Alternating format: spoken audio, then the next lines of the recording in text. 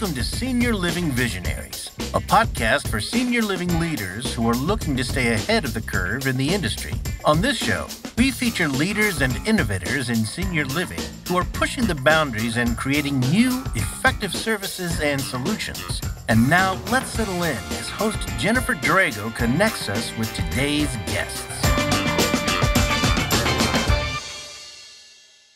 Welcome to Senior Living Visionaries, where we showcase the leaders and innovators who are shaping the future of senior living. I'm your host, Jennifer Drago, strategy consultant and CEO of Peak to Profit.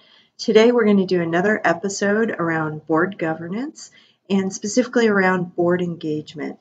Now, one of the things I want to mention is a free resource that's available on our website at peak2profit.com.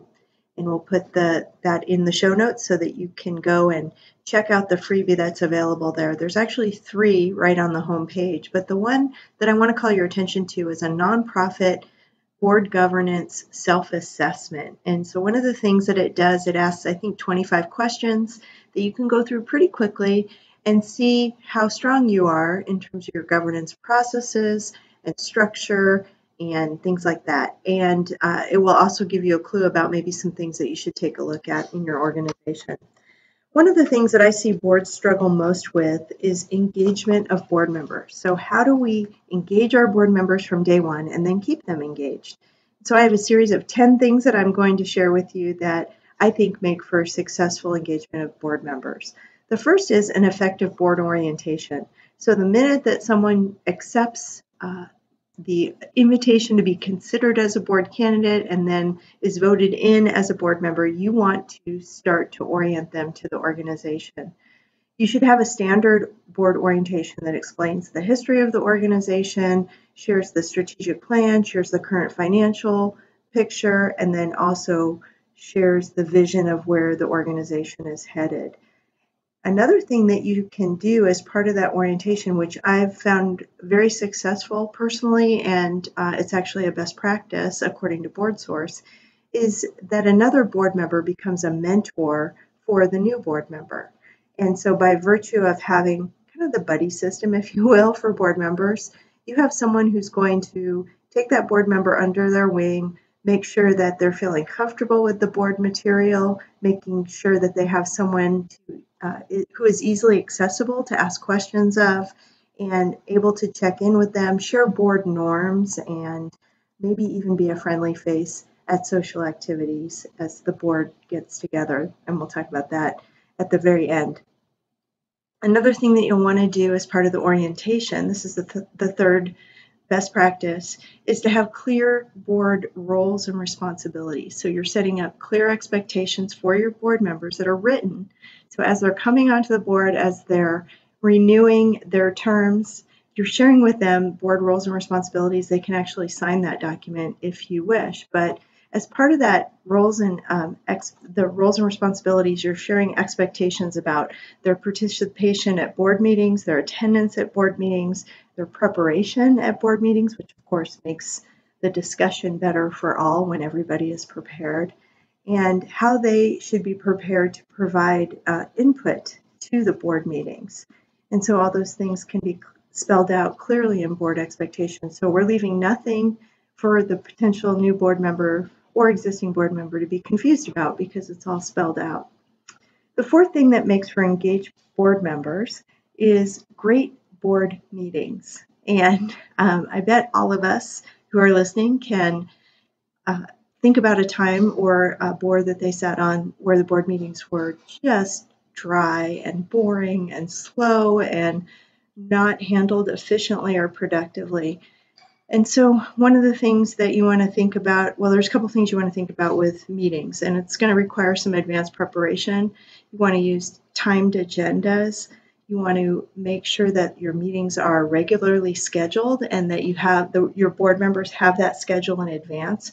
So we're not calling board meetings a week before and everybody is like, oh boy, I have to reschedule my schedule, or I can't be there. We want as much participation as possible. So another best practice is to set your board meeting schedule up for the year, share that with your board. In fact, even send out calendar invites so that it automatically populates on their calendars.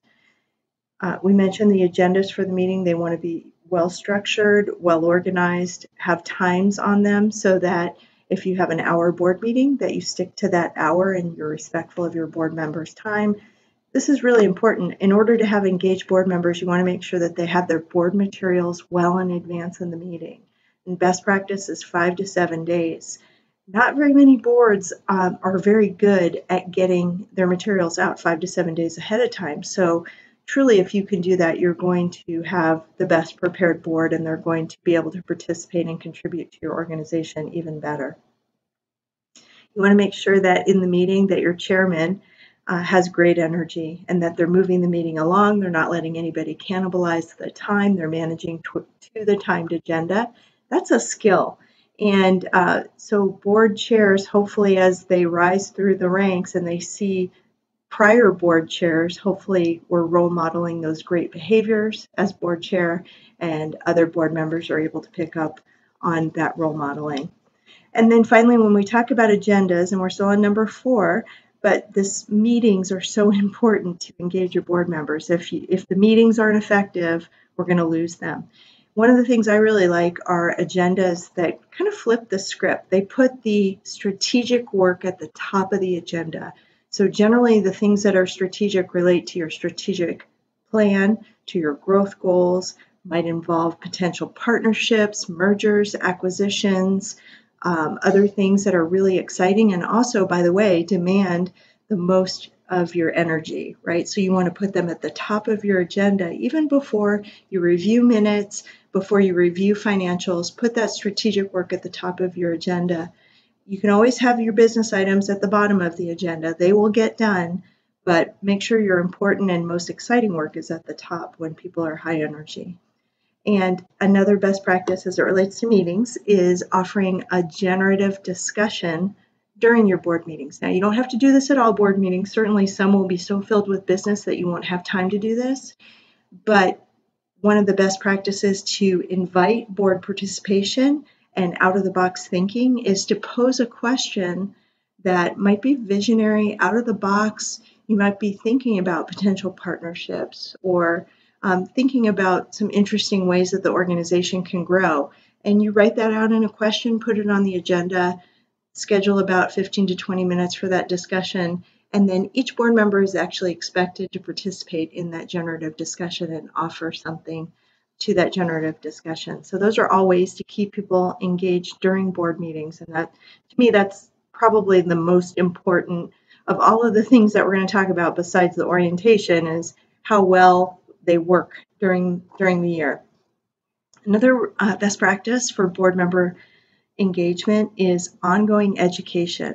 So most people who come onto boards may not have expertise in the industry. They might have a passion for the mission or the idea of the organization, the reason that the organization exists, but they may not have a lot of experience in that industry. And so it's really important as an organization that we keep our board members apprised of changes in our industry, changes in our environment, trends that are going on, things that may not impact us today but might impact us tomorrow. So ongoing education, and some of the things that I've seen boards do is actually have a lunch before or after the board meeting, and that can be your education time. So you can have a guest speaker, or the CEO might be the guest speaker to provide that education over lunch, and it's separate from the board meeting. And you should do that probably at least 4 times a year, but definitely continue to educate your board members.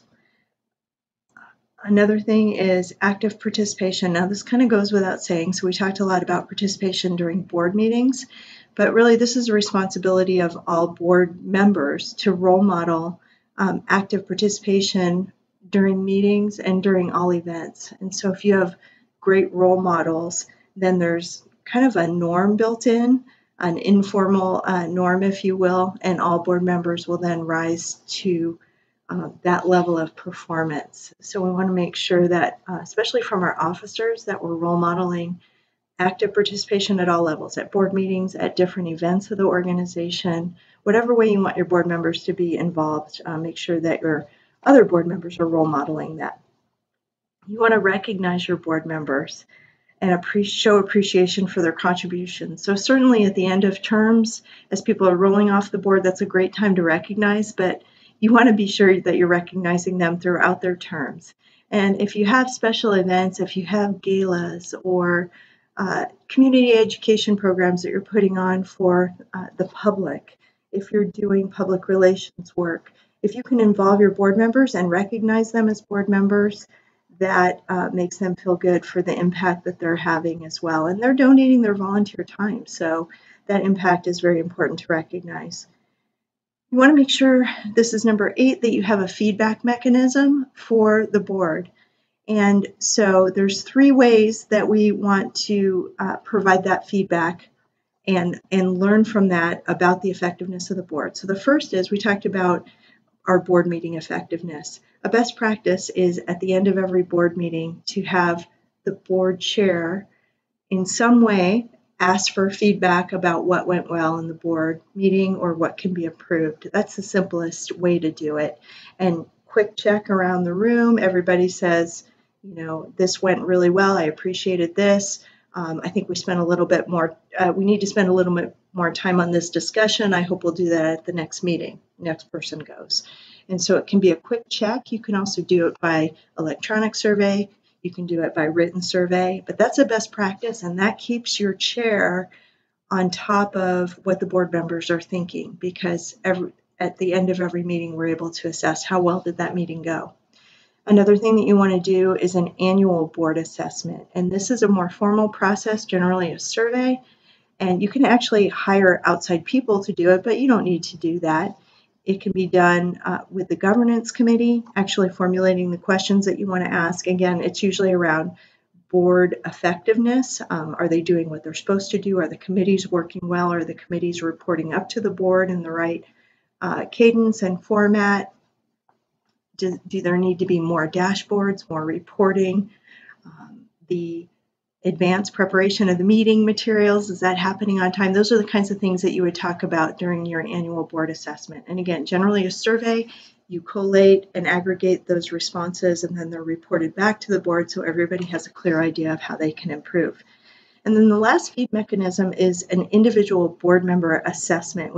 I've talked about this before on my podcast, but particularly before you renew somebody's board term and vote them on for a second term or a third term, whatever your bylaws allow, it's a great idea for the chair to have a discussion with that board member about their performance. Now, you can make this very formal and have a scoring mechanism, kind of a report card. The best practice that I've heard of as it relates to board member assessments is to allow that board member to first self-assess along whatever criteria that you're using for that personal board member assessment. They do a self-assessment, they turn it into the chair, and then the chair and that individual board member have a discussion about the performance and how it can improve. Generally, board members will call themselves out for things that they can improve on. Sometimes, rarely have I seen it happen where they think they're doing a great job and the board chair says, that you're not. Those are difficult conversations, of course, but generally the performance issues work themselves out just through a gentle, collegial conversation. So that's good news. So that's the different feedback mechanisms. Again, doing a quick check-in at the end of every board meeting, doing a board assessment once a year about the overall board effectiveness, and then individual board member performance assessments, if you will, or assessments that either can happen at the end of their term or could happen more frequently if you wanted to do it annually.